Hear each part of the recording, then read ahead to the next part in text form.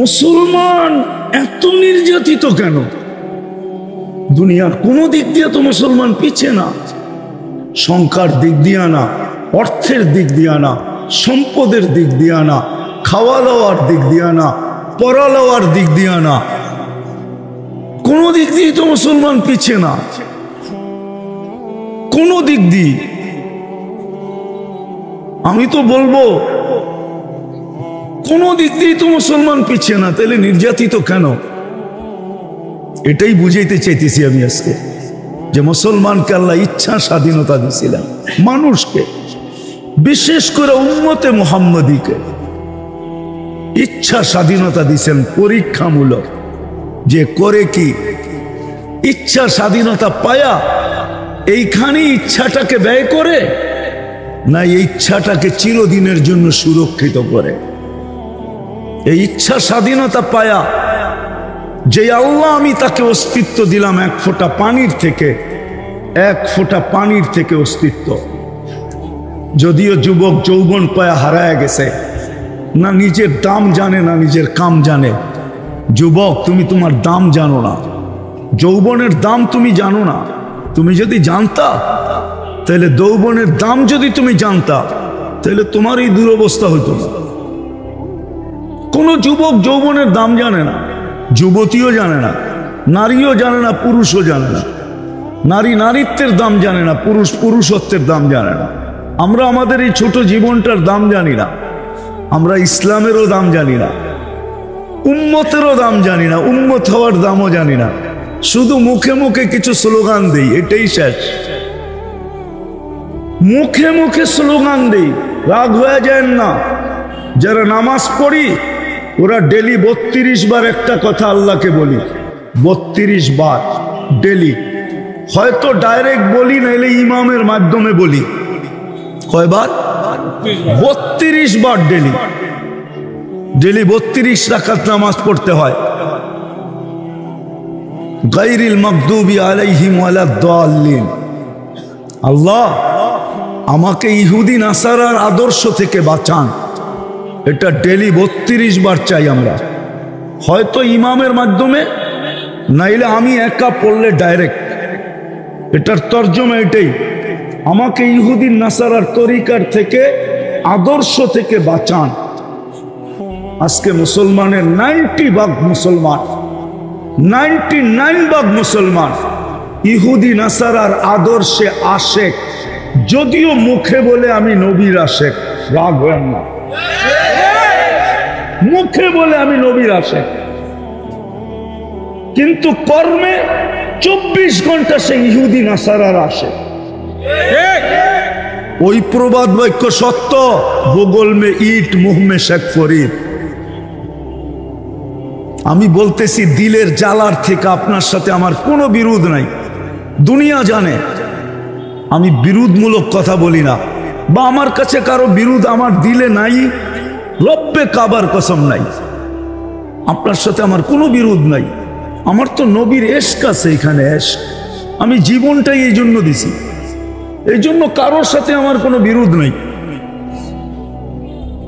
আমি নবীর এশকের কারণে বলতেছি, যেই নবী আমার জন্য সারাটা জীবন কাঁদতে কাঁদতে কাটায় গেলেন, একদিন অট্ট হাসি দিয়া দেখলেন না, একদিন ভালো মতো হাসা দেখলেন না, সারাটা জীবন মুচকি হাসির উপরে যান নাই, চোখের পানি কোনোদিন শুকায় নাই। ওই নবীর জন্য আমার এখানে ব্যথা আছে, ব্যথা। এই জন্য বলি, নাইলে বলতাম না। নাইলে কি দরকার? আপনি ভাবতেছেন এটা করেই খেতে হবে? খাওয়ার বহুত রাস্তা রয়ে গেছে দুনিয়াতে। দুনিয়াতে বাঁচার জন্য হাজারো রাস্তা আছে, পাত্তি কামানের হাজারো রাস্তা আছে, হাজারো। পাত্তি চিনেন? নারায়ণগঞ্জের মানুষ না চিনলে কে চিনবো পাত্তি? আপনারা তো ঢাকাই ছিলেন, ঠিক না? এটা কামানের দুনিয়া হাজারো রাস্তা আছে। আমি ব্যথার থেকে বলতেছি, সারাদিন আমি এটাই ভাবি যে ডেলি 32 বার বলে আল্লাহ আমাকে ইহুদি নাসারার আদর্শ থেকে বাঁচান, ইমামের মাধ্যমে বলে, একা কি বলে। ওই মানুষটা ইহুদি নাসারার আদর্শ মতো চলে, তো চলে কি করে? কি করে চলে? আল্লাহ তো ইচ্ছা স্বাধীনতা এই জন্যই দিছেন যে ওর মন মতো চলে না, আমি যে আদর্শ বানায়া পাঠাইলাম বন্ধুকে, ওই বন্ধুর আদর্শ মতে চলে।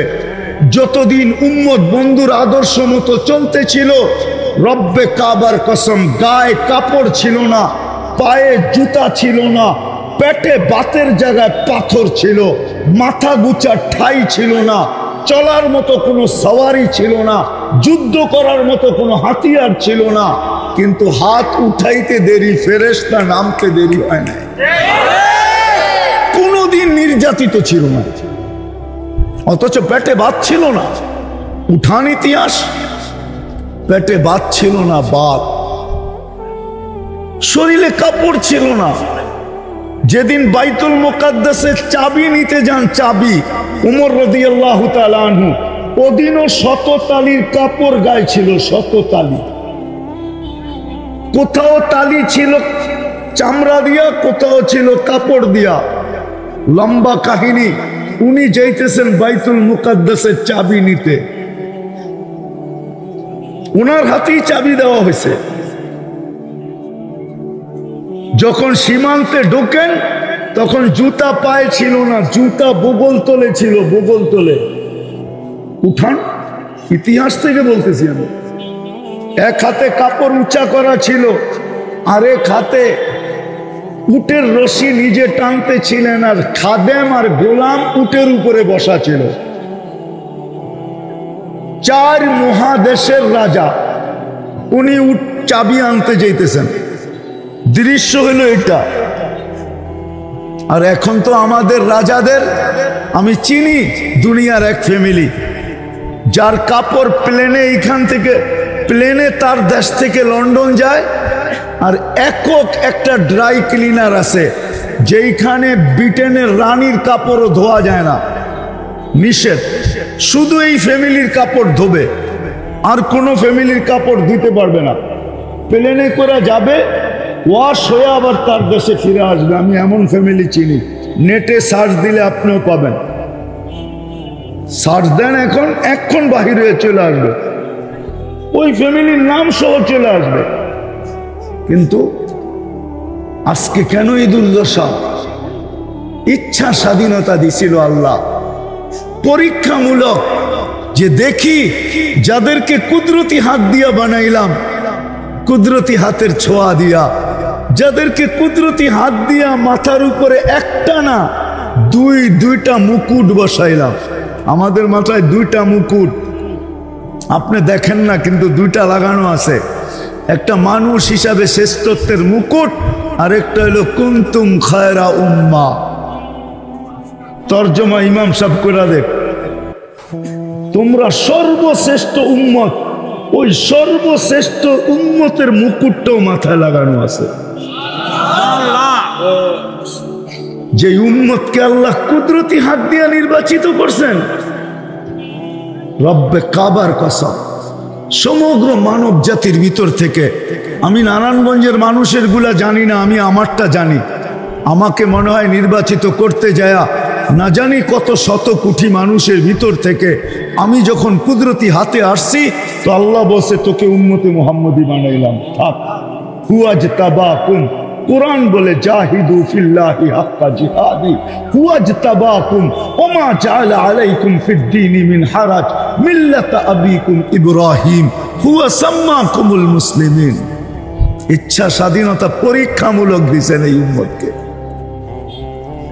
পরীক্ষামূলক দিয়েছেন ইচ্ছা স্বাধীনতা, যে দেখি এ কার ইচ্ছা মতো চলে।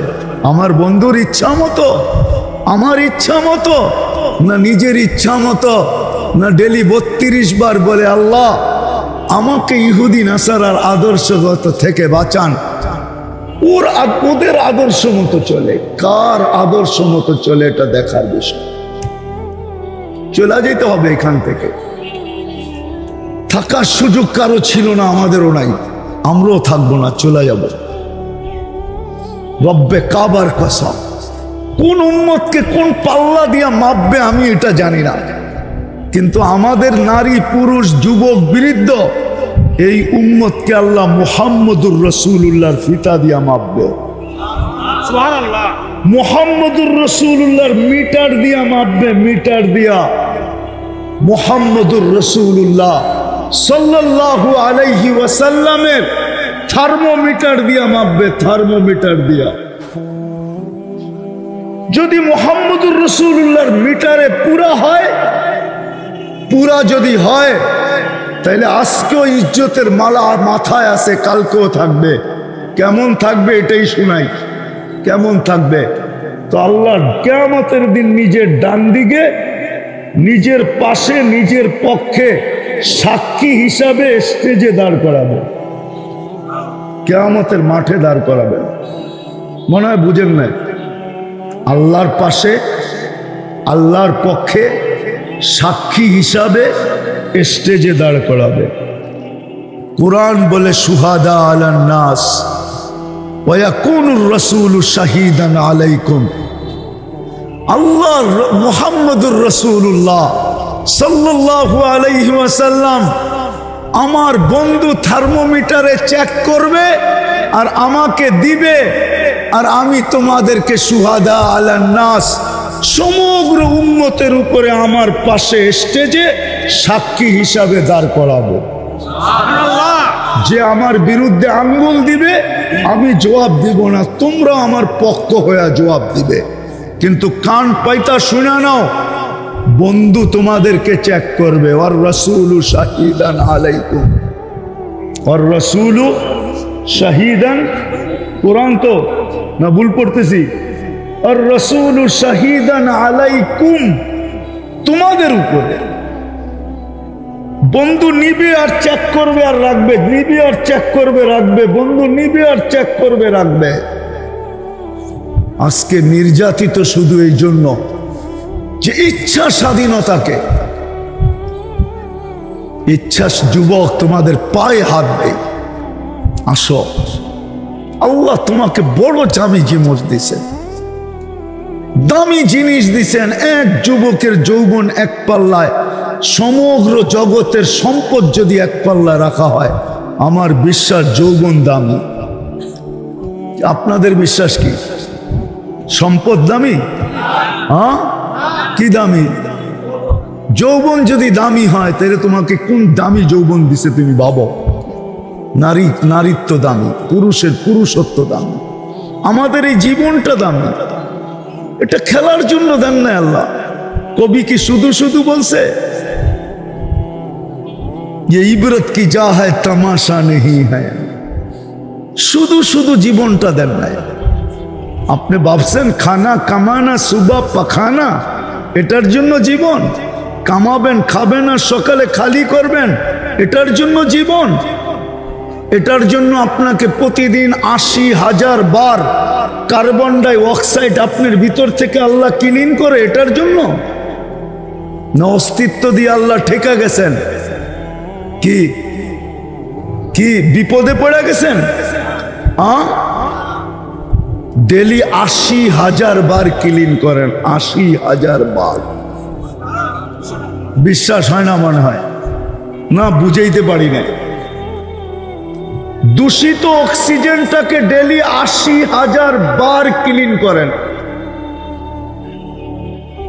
24 ঘন্টা যদি একদিন ক্লিন না করেন, তুমি গুগলকে আর দুনিয়ার বিজ্ঞানকে জিজ্ঞাসা করে দেখো যে আমি 25তম ঘন্টায় কোথায় থাকব।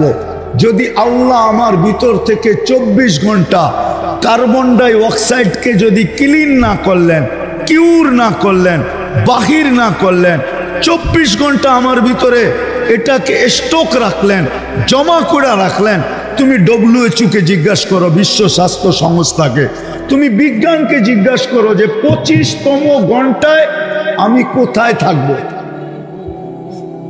আমি কি বাইক নিয়ে পুরা নারায়ণগঞ্জে তাফালিং করব, রাস্তায় ছুটাছুটি করব, না আরেকজনকে পিছে বসায়া ফুল চার্জে থাকবো?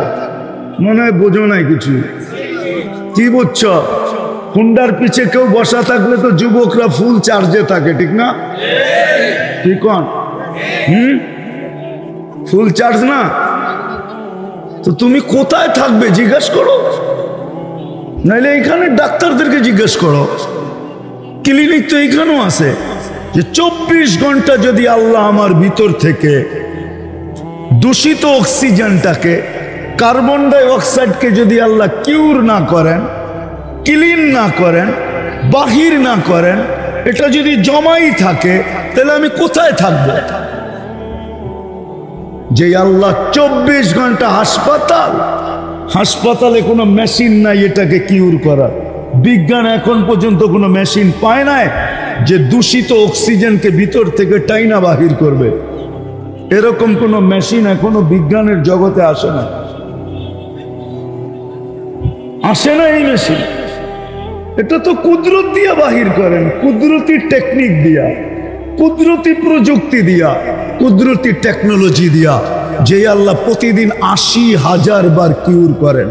আমি মনে করি এই ওয়াজ দোয়ার মাহফিলের উদ্দেশ্য একটা আছে, সেটা হলো যে শুনবে বা যারা আয়োজন করবে সবার দিলের ভিতরে গাঁথক আর সবারই জীবনটা পরিবর্তন হোক, আমলওয়ালা জীবন হোক, আমলওয়ালা। এক কথায় কি বুঝাইতে পারলাম? মনে হয় ওয়াজের মাহফিল এই জন্যই, শুধু এই জন্য না যে ফুল গাছ লাগাইলাম কোনোদিন ফুল না ফোটুক, ফল গাছ লাগাইলাম কোনোদিন ফল না হোক। এই জন্য যত বেশি ধ্যান দিয়া শুনবো, চুপচাপ বিলকুল আওয়াজ ছাড়া মনোযোগ সহকারে, আমার বিশ্বাস তাইলে দিলে গাঁথবে। আর আল্লাহর ওয়াদা আছে, দিলে যখন গাঁথবে তো আল্লাহর ওয়াদা আছে লাআল্লাকুম তুরহামুন, তাইলে আমি তোমাদেরকে ফুটায়া দিব। ফুল যেরম ফোটে তোমরাও ফুটা যাবে। যাক, সবার কাছে অনুরোধ থাকবে যে কথাগুলো মনোযোগ দিয়ে শুনবো। শুনবেন তো? হ্যাঁ। সৃষ্টির ভিতরে একমাত্র মানুষকে আল্লাহ ইচ্ছা স্বাধীনতা দিয়েছেন, আর কোন সৃষ্টিকে আল্লাহ ইচ্ছা স্বাধীনতা দেন না। মানুষ একমাত্র প্রাণী যাকে আল্লাহ ইচ্ছা স্বাধীনতা দিয়েছেন। এছাড়া কোন সৃষ্টিকে আল্লাহ ইচ্ছা স্বাধীনতা দেন নাই। চাই সেটা যত ক্ষুদ্র হোক, চাই যেটা যত বড় বিশাল হোক। চলেন একটা একটা করে দেখি। সূর্যটা আমাদের দুনিয়ার থেকে 13 লক্ষ গুণ বড়, কিন্তু তার কোনো ইচ্ছা স্বাধীনতা নাই। যে দুনিয়াটার উপরে আমরা বিরাজমান, এটা গ্রহ বটে, এই দুনিয়াটার নিজেরও কোনো ইচ্ছা স্বাধীনতা নাই। তুমি সাউন্ড ছোট করো, আমারও তো স্পিকার আছে, ওয়াজ শোনাইবা না আওয়াজ শোনাইবা এটা বলো। যদি ওয়াজ শোনাইতে হয় তো আওয়াজ কমাও, আর যদি আওয়াজ শোনাইতে হয় তো যত খুশি তত বাড়াও। মনে হয় বুঝাইতে পারি না। ওয়াজ শোনাইতে হলে আওয়াজ কমাইতে হবে, তাইলে মানুষ ধ্যান দিবে। আর যদি আওয়াজ শোনাইতে হয় তো যত খুশি তত বাড়াও, তাইলে আর ধ্যানের দরকার হবে না।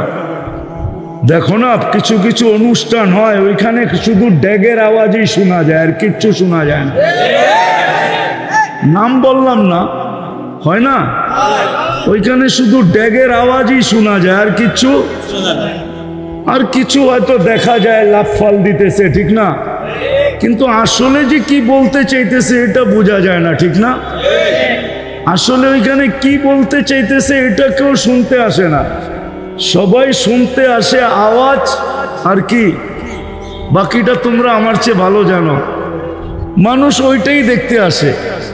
এখন যদি ওয়াজ শোনাইতে হয় তাহলে আওয়াজ কমাইতে হবে, আর যদি আওয়াজ শোনাইতে হয় তাহলে মন ইচ্ছা মতো বাড়াইতে হবে। তো যেটা বুঝাইতেছিলাম, কেননা বড় হুজুরও তো আমাদেরকে বুঝতে দিবে না। বড় হুজুর চিনেন? আমি বড় হুজুর না, আমার সাথেও একজন বড় হুজুর আছে, ওয়ালাহু কারিন, প্রত্যেকের সাথে আছে। আমারটা আমার চেয়ে বড়। আমি মুফতি, তো আমারটা ডাবল মুফতি। ও চাবে যেই কোনো সময় আমাকে ল্যাং মারতে। ল্যাং বোঝেন? ঢাকায় শব্দ তো বুঝবেন না আপনারা কোত্থেকে। এখন তো নারায়ণগঞ্জ আলাদা জেলা হয়ে গেছে, নাহলে ঢাকায় শব্দ তো বুঝার কথা। ল্যাং বোঝেন? ল্যাং। ও যেই কোনো মুহূর্তে আমাকে ল্যাং মারতে চাবে। যুবককে যৌবনে রেখা, নারীকে নারীত্বে রেখা, পুরুষকে পুরুষত্বে রেখা, প্রত্যেক ব্যক্তিকে তার স্থানে লেখা ল্যাং মারবে। ল্যাং মারলে যেরকম পড়া যায়, ও চাবে আমার উইকেটকে ফালায়া দিতে। কেননা ও এই জন্যই বড় হুজুর। 7 আকাশে 7টা উপাধি ছিল। প্রথম আকাশে ওকে আবেদ বইলা ডাকা হতো, দ্বিতীয় আকাশে ওকে জাহেদ বইলা ডাকা হতো, তৃতীয় আকাশে ওকে আরেব বইলা ডাকা হতো, চতুর্থ আকাশে ওকে তকি বইলা ডাকা হতো, পঞ্চম আকাশে ওকে অলি বইলা ডাকা হতো, ষষ্ঠ আকাশে ওকে খাজেন বইলা ডাকা হতো, সপ্তম আকাশে ওকে আজাজিল বইলা ডাকা হতো। 1,85,000 বৎসরের ইবাদত ওর জীবনে ছিল। আপনি তো আরশ দেখেন না, ও 30,000 বৎসর আরশের তোয়াফ করছে। তোয়াফ 13,000 বৎসর ফেরেশতাদেরকে বয়ান করছে। ও বিতাড়িত হয়েছে আপনার আমার কারণে, নাইলে ওর বিতাড়িত হওয়ার সুযোগ ছিল না। মানুষ যতদিন অস্তিত্বে আসে নাই ততদিন ও বিতাড়িত হয় নাই। যেদিন মানুষ অস্তিত্বে আসছে ওই দিন থেকে ও বিতাড়িত। এই জন্য ও কোনোদিন চাবে না আপনি মনোযোগ দিয়ে শুনেন, যুবক শুনুক, আমরা শুনি, আর জীবনটা চেঞ্জ হোক, এটা ও চাবে না। ও তো এটাই কোরআনে বইলা আসছে, আল্লাহর সামনে দাঁড়ায়া বইলা আসছে, লা উগবিয়ান্না ইবাদাকা আজমাইন। যাদের জন্য আমি বিতাড়িত হইলাম, হাম তো ডুবে হ্যাঁ সনম তুজে লে ডুবেঙ্গে, আমরা সব ডুবায় ছেড়া দিব। আমরা হয়তো ভাবি যে ও মনে হয় গুনার জায়গায় থাকে। না না না, ও মদের আড্ডায় থাকে না, ও সিনেমা হলে থাকে না, ও টানবাজার থাকে না। টানবাজার ছিল না? চিনেন টানবাজার? না মনে হয়, করতে চিনবে। ও ওইখানে থাকে না। ও তো বইলা আসছে, লা আকউদান্না আলা সিরাতিকাল মুস্তাকিম, আমি সিরাতে মুস্তাকিমের চৌরাস্তায় বসবো, আর এইখান থেকে এক একজনকে হায়ার করে এক এক জায়গায় পাঠাবো। বিদায় এইখানেও আসছে হায়ার করে নিয়ে যাওয়ার জন্য। তো যেটা বলতেছিলাম, কথা খুব ধ্যান দিয়ে শুনতে হবে, অল্প সময় কথা হবে। যত বেশি ধ্যান দিয়ে শুনবো, দিলে গাঁথতে পারে আশা করি। শুনবেন তো? হ্যাঁ না, আওয়াজ শুনবেন না ওয়াজ শুনবেন? আওয়াজ না, কান পাতেন, অল্প আওয়াজে শোনা যাবে। আল্লাহ রসুল সাল্লাল্লাহু আলাইহি ওয়াসাল্লাম বিদায় হজের দিন, বিদায় হজের দিন, বিদায় হজের দিন 1.25 লক্ষ সাহাবায়ে কেরামকে শুনাইছেন। একজনও বলতে পারবে না আমি শুনি নাই। ওইখানে তো লাউড স্পিকার ছিল না। এই জন্য তো কোরআন বলছেন, সামি'না ওয়া আতা'না। জিজ্ঞেস করেন আপনাদের খতিব সাহেবকে, ওনারা সদা সর্বদা দিলের কান দিয়ে শুনতেন। মাথার কানের চেয়ে দিলের কানে পাওয়ার বেশি, পাওয়ার। ওটা খুলতে হয়, যদি খুলা দেওয়া যায় তাহলে এইখানে বৈশো আরশের আওয়াজ শোনা যায়। দিলের চক্ষু যদি খোলা যায় তো এইখানে বৈশো আরশ দেখা যায়।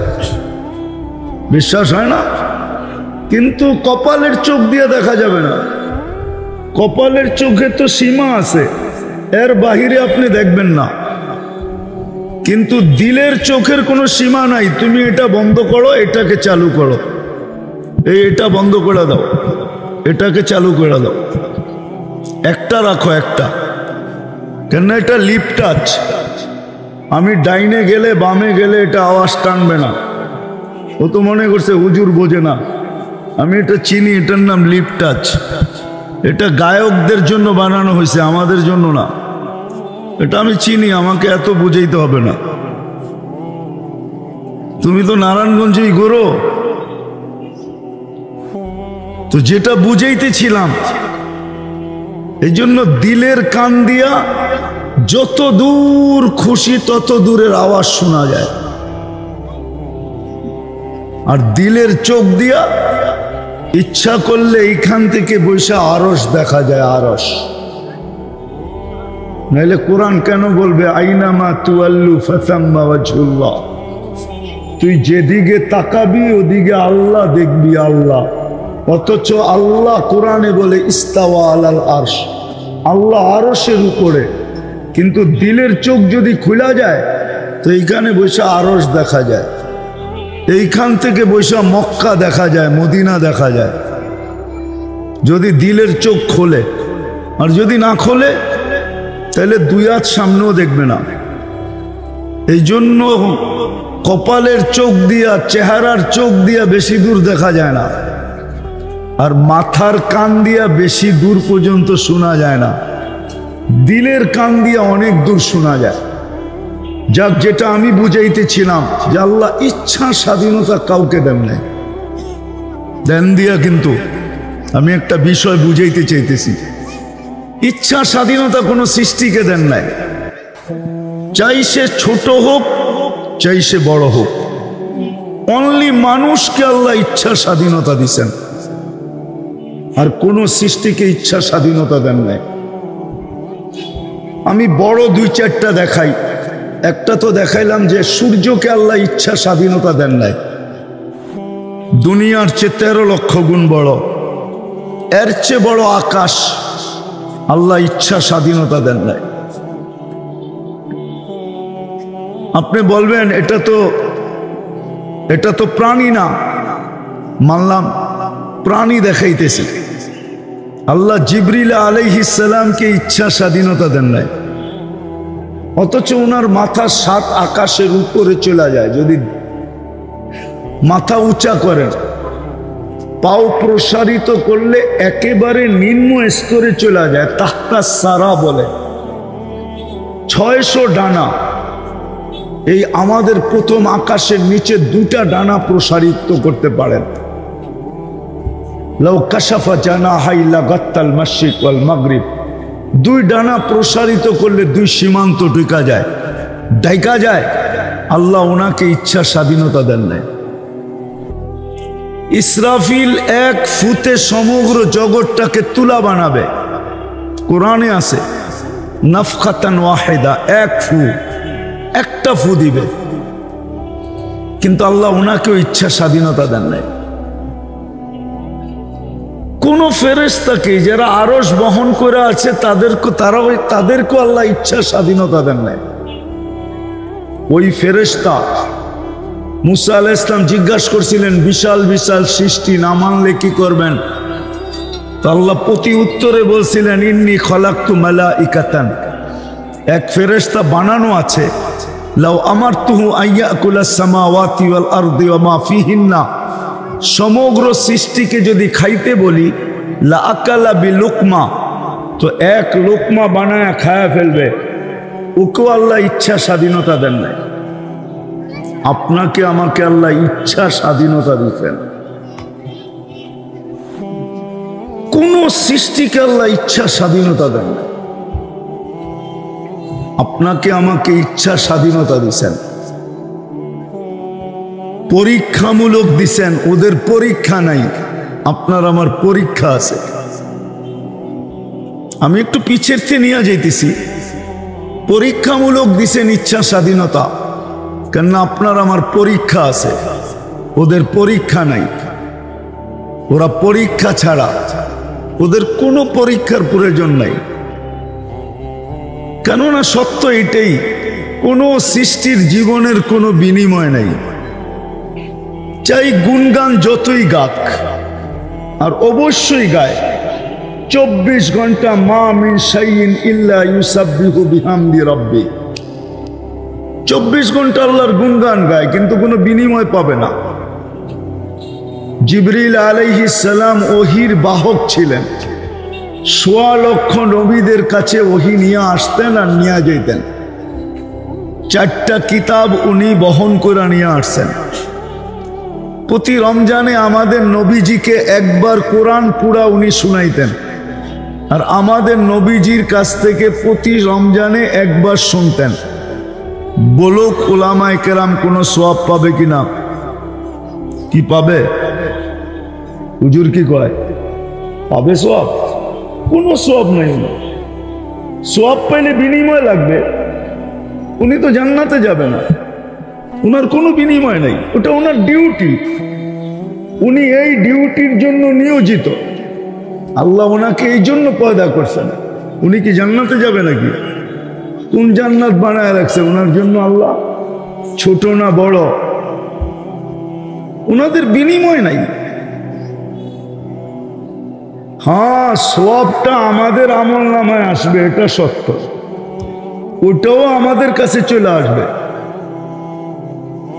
তো ইচ্ছা স্বাধীনতা দিয়েছেন পরীক্ষামূলক, দেখার জন্য। দেখার জন্য কোন সৃষ্টিকে দেন নাই। ইচ্ছা স্বাধীনতা আমাদেরকে দিয়েছেন পরীক্ষামূলক, দেখার বিষয়। কেননা আমাদের বিনিময় আছে, আমাদের প্রত্যেক জিনিসের বিনিময় আছে। এমনকি আল্লাহ রসুল সাল্লাল্লাহু আলাইহি ওয়াসাল্লাম বলছেন, হাত্তা শাওকাতু ইউশাকু ফি, কাটার একটা ছোট খোঁচা লাগলেও আমরা সওয়াব পাই। আমাকে সওয়াব দেওয়া হয়। কাটা যদি ছোট্ট একটা খোঁচা লাগে, চলেন এর চেয়ে সহজভাবে বুঝাই। যারা ডেলি ইনসুলিন নেয়, ইনসুলিন নেয় না, চিনেন? ডায়াবেটিসের জন্য ইনসুলিন নিতে হয় না? তো ইনসুলিনের জন্য একটা সুই ভিতরে ঢুকাইতে হয়। যে ঢুকায় ওকে জিজ্ঞাসা করেন, একটু হইলেও অনুভূতি হয়? হয় কি হয় না? হয়। কেন? চামড়ায় ঢোকে তো না, হয় না? কই গেল ইনসুলিনওয়ালা? হয়। এটার পর্যন্ত সওয়াব দেওয়া হয়। অথচ আপনি বলবেন ও তো রোগের লেগে নিল। না, আল্লাহ বলে বান্দা আমার। তো যেটা বুঝাইতেছিলাম, আল্লাহ করুক, আজকে বুঝে আসুক। ইচ্ছা স্বাধীনতা দিছেন আল্লাহ আমাদেরকে পরীক্ষামূলক। আর একটু আগে চলে যাই, তারপরে বুঝে আসে কিনা দেখি। মুসলমানদের আজকে দুনিয়ায় দুরবস্থার কারণ এই জন্যই। সারা দুনিয়ায় মুসলমান আজকে নির্যাতিত। সমস্ত মুসলমান দেশগুলো আজকে পাঞ্জার নিচে। পাঞ্জা বোঝেন? পাঞ্জা বোঝেন? পাঞ্জা, পাঞ্জা বোঝেন? পাঞ্জা, ঈগলের পাঞ্জা আছে না? ঈগলের পাঞ্জা, ঈগল তো পাঞ্জা দিয়েই উঠায়, ঠিক না? আজকে সারা দুনিয়ার মুসলমান বিজাতিদের পাঞ্জার নিচে। সারা দুনিয়ার মুসলমান আজকে নির্যাতিত না? নির্যাতিত না? হ্যাঁ, স্বীকার করেন? হ্যাঁ, কেন নির্যাতিত? সংখ্যায় তো 200 কোটি। কেন নির্যাতিত? সংখ্যায় কম? 200 কোটি মুসলমান আজকে দুনিয়াতে। গুগলে সার্চ দিয়ে দেখেন, দুনিয়ার 70% সম্পদ মুসলমানের কাছে। 70%। দুনিয়ার যত সম্পদ আছে তার 70% মুসলমানের কাছে। বিশ্বাস হয় না? না, মনে হয় নারায়ণগঞ্জের মানুষের হয় না। হ্যাঁ, লিকুইড সোনা যেটাকে বলে, লিকুইড সোনা চিনেন? তরল সোনা চিনেন? কি? তেল। তেল, এটা 70%-এর বেশি মুসলমানের কাছে। এলপি গ্যাস দুনিয়ার সবচেয়ে বেশি মুসলমানের কাছে। দুনিয়ার সবচেয়ে বড় টাকা মুসলমানের কাছে। জানেন দুনিয়ার সবচেয়ে বড় টাকা কোনটা? কোন দেশেরটা? হ্যাঁ, কুয়েত এবং ওমান। এই দুনিয়ার 2 দেশের টাকা দুনিয়ার সবচেয়ে বড় টাকা। দুনিয়ার সবচেয়ে বড় টাকা। দুনিয়ার সবচেয়ে দামি জিনিস কারা ব্যবহার করে? কে? মুসলমান। বিশ্বাস হয় না? না মনে হয়। দুনিয়ার কোন দেশের প্রেসিডেন্টের গাড়ির ভিতরে সোনার পার্স নাই, একমাত্র মুসলমান প্রেসিডেন্টের গাড়ির ভিতরে সোনার পার্স আছে। নাম জানেন? ব্রুনাইয়ের প্রেসিডেন্টের গাড়ির ভিতরে সোনার পার্স আছে। দেখেন এখন নেটে সার্চ দিয়া কয় মন আছে, এখন চলে আসবে। গুগলকে জিজ্ঞেস করেন, আমি একটা একটা বলি আর আপনি গুগলকে জিজ্ঞেস করেন। দুনিয়ার সবচেয়ে দামি জিনিস ব্যবহার করে মুসলমান। দুনিয়ার সবচেয়ে বেশি ব্র্যান্ড ব্যবহার করে মুসলমান। দুনিয়ার সবচেয়ে বেশি কাপড় ব্যবহার করে মুসলমান। বিশ্বাস হয়? আরে ওরা তো কাপড়ই পরে না, আবার ব্যবহার বেশি করবে কোত্থেকে? কি আচ্ছা, যে 3/4 পরে ওর জন্য বেশি দামি আর অদামির দরকার আছে নাকি? ওইখানে কাপড় লাগেই কতটুকু আর ওইটার দাম হইলেই কত হবে, ঠিক না? হ্যাঁ, বিকেনি লাগেই কাপড় কতটুকু, 4 আঙ্গুল 4 আঙ্গুল 8 আঙ্গুল কাপড় লাগে, ওইটার দাম হইলেই আর কতটুকু হবে, ঠিক না? মনে হয় বুঝাইতে পারি নাই। দুনিয়ার সবচেয়ে দামি কাপড় পরে মুসলমান, সবচেয়ে বেশি কাপড় পরে মুসলমান। দুনিয়ার সবচেয়ে দামি খাওয়া খায় মুসলমান। চিল্লায়েন না, শুনতে থাকেন, তারপরে নেট থাকলে এখনই সার্চ দিয়া দেখতে থাকেন। দুনিয়ার সবচেয়ে বেশি কেএফসি বিক্রি হয় মুসলমানের দেশে। মুসলমানের চেয়ে কেএফসি বেশি কেউ খায় না।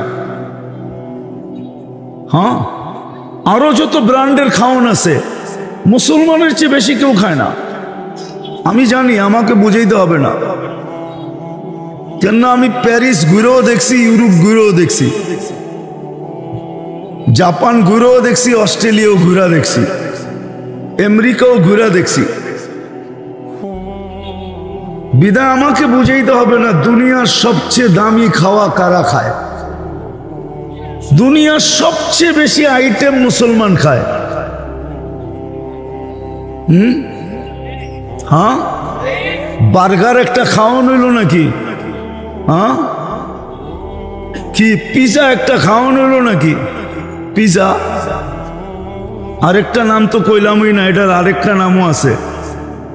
পিজা একটা খাওয়ান হইল না বার্গার একটা খাওয়ান হইল?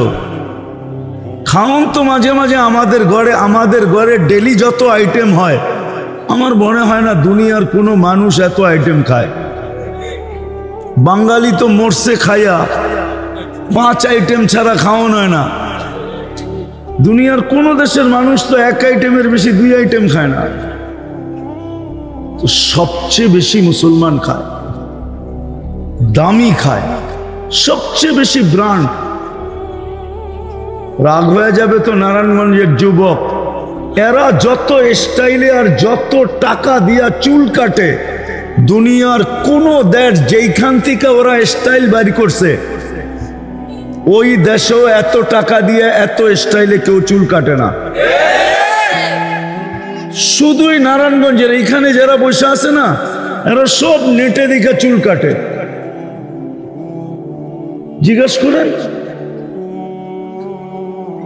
নেটে দেখা তারপরে স্ক্রিনশট দেয়, তারপরে নিয়ে যায় সেলুনে। আর সেলুনে না কয় আমার হইল পৌষ মাস, তোর হইব সর্বনাশ।